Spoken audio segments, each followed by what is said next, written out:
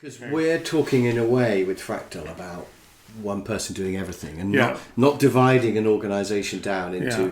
sales, production, quality control, buying, but getting one person to do everything. Yeah. And that feels weird to people like me who are used to understanding things by dividing them into parts. So I divide things down. I divide everything down. So with project management, the first thing you do is divide it into bits, because then you can estimate each bit. And if you want to build a helicopter, you have somebody doing the electrics and someone doing the engine and the rotors and the wheels. And so everything in our Western world, we automatically tend to divide down, including organisational structures of companies. So that's called reductionism, yeah? Which sounds a bit of a derogatory term, but yeah, we're reducing it down into bits that we can manage and understand and control and optimise. That's the thinking. But you're claiming that, Andrew, that in some way reducing it down loses sight of the whole thing, and we lose some sort of synergy or whatever by reducing things down. Is that right? Yeah. So I'm going to take the example of these videos that you've just done. Okay. And so we sat down a couple of weeks ago and had a chat for what was, let's say, 6 hours. And out of these 6 hours, you've broken them down into about 100 videos of snapshots. I can't resist producing things down. It's terrific. And of course, it makes it very easy to understand. There's a clear linear flow to it. There's an input and there's an output, and you can understand it. But the whole of that session, there was something about it which was more than the bits. And that's somewhat lost, in each of the individual videos. So I'll give you an example of let's say a bicycle. If you look at the individual components of a bicycle, and even if you imagine putting them together, it doesn't give you the experience of a bicycle as a whole. No, it doesn't capture the soul of the bicycle. And it's that parallelness, that wholeness, that completeness. So there's a very interesting guy called Dr. Ian McGilchrist, who has done a lot of research into this left brain, right brain thinking.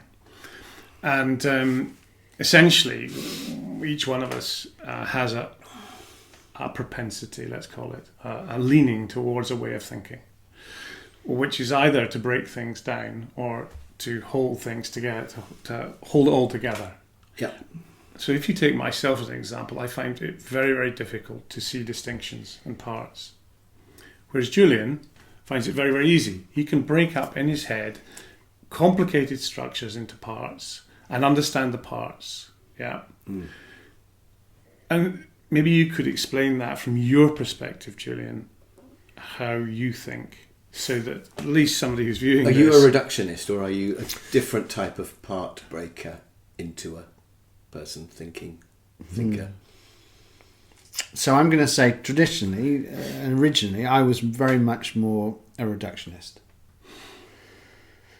Working with Andrew for 20 years has taught me the failure mode that I easily fall into, and has pushed me to try to think more holistically and in context. So, but my natural propensity is to break things into bits, to see the patterns, to see the components that the pattern is made of, to collect parts and put them in their context until I can see the pattern they describe. Because if you're going to change something, my initial assumption is you have to break it up and then change that bit or replace that bit. But I guess Andrew's going to say, if you zoom back and change the sunshine on the pond, then the whole pond behaves differently. Yeah. And I'm like, oh my God, no, I've got to divide the pond into frogs and fish and maybe plants, because then I could change the plants or get a different type of frog or just manage the frogs. And you're just zooming right back out from the whole pond and saying, move the sunlight around and it'll all be different. Yeah, that's right. But it's a huge problem for me, because I lose the dynamic nature of it all. And then I can't see it. It becomes a static thing which I can't see. Like when you break it down. Yes, when I break it down, yeah. And you lose more than you gain. Yeah, for me. But equally, I completely understand that working with Julian, which is the opposite of Julian, and that is to see the distinctions.